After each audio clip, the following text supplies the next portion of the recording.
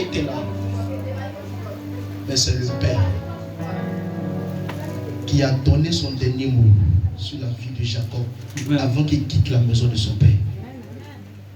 Donc, si ton père, tu prétends dire je ne l'aime pas, tu as raté ta vie sur la terre. Yes. Arrange-toi étant enfant de régler le problème qu'il y a entre toi et ton père. Amen. Parce que la Bible dit une malédiction sans cause. Ça veut dire qu'il y a des malédictions qui ont cause. Donc la Bible précise une malédiction, écoutez très bien, sans cause. Parce que des gens lisent ce verset-là, mais ils ne tiennent pas compte à l'écriture. Dieu dit une malédiction sans cause. C'est ça qui n'a pas d'effet. Donc en d'autres termes, s'il y a sans cause, c'est qu'il y a une cause. Donc si tu as manqué de respect à ton père, parce qu'il t'a empoigné dès ta naissance, et au moment où tu es devenu ce que tu es, et le père, il vient s'agenouiller devant toi, et il reconnaît ses erreurs, il te demande pardon, tu as le droit de l'accepter. Parce qu'en toi, il y a son 23 chromosomes. Tu ne peux pas dire c'est mon ancien père. Yes. Il est ton père, même si c'est un braqueur, même si c'est un ivrogne, même si c'est un débaucheur, même si c'est un voleur. Il est ton père, que tu veux, que tu ne veux pas. Il te met ton père, tu portes en lui son sang. Amen.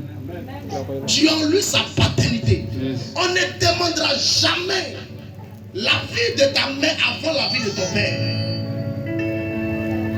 On demandera la vie de ton père d'abord. C'est ça, maman. Même quand on va aux cérémonies des dot, c'est le père qui détient la bouteille avant de parler aux ancêtres. Donc même si la mère est contente, qu'elle n'est pas contente, il faudrait que toi, enfant, ou le père va d'abord causer avec sa femme. Sinon, devant l'ancien, la mère n'a pas un mot à donner. Même s'il est né, c'est ton papa. Même s'il a 1000 copines dehors, c'est ton papa. C'est à cause de 1000 copines que tu es venu au monde. Tu as le droit de le respecter. Tu laisses ton père par l'honorer père de quelqu'un. Toi, c'est-à-dire toi, tu as raté la vie. C'est comme si un véhicule qui avait sorti de route. Tu es en brousse. Ça, c'est le père biologique. Parce que le père biologique, il va te donner le manteau. Amen. Regardez quelque chose. Vous pensez que Dieu lui-même, là, il est un père. Donc, il ne joue pas avec les principes du mot père.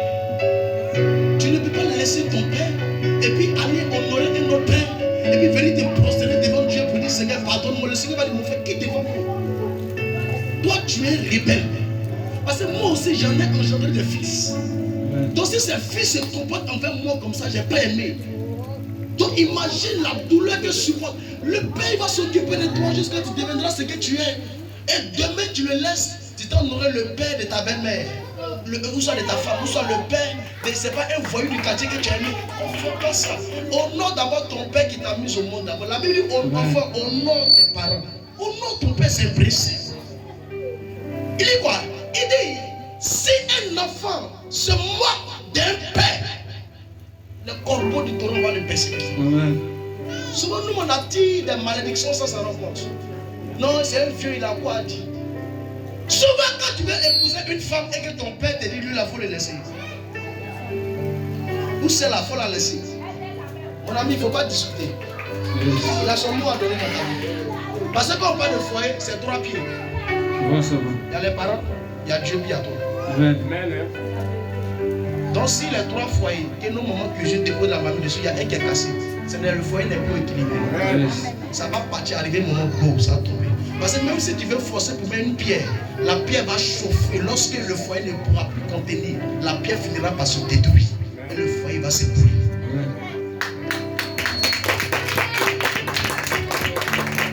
Donc si tu ignores les qualités et les principes des parents, tu es un enfant raté.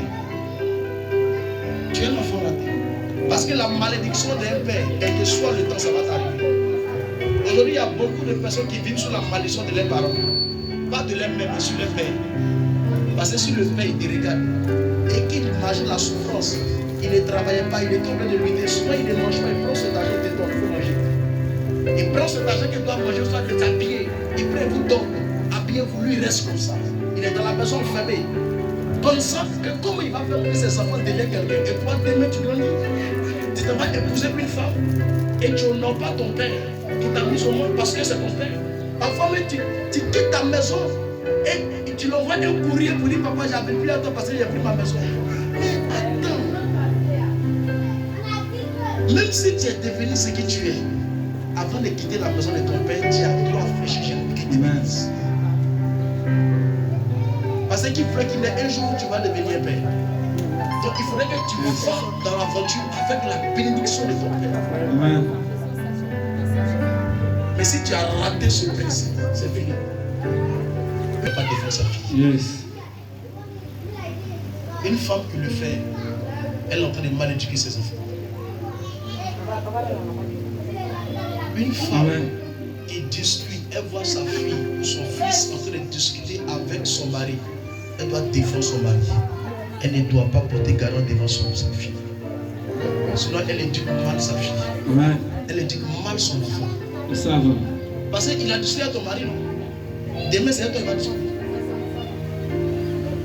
Parce que qu'est-ce qui l'empêche de pouvoir regarder le visage de ton mari et puis de dire son vrai nom? Et puis toi, tu es main, tu es assis. Le monsieur s'en va la frapper et puis toi, tu te plains. C'est pourquoi la Bible dit telle mère, telle fille. Yes.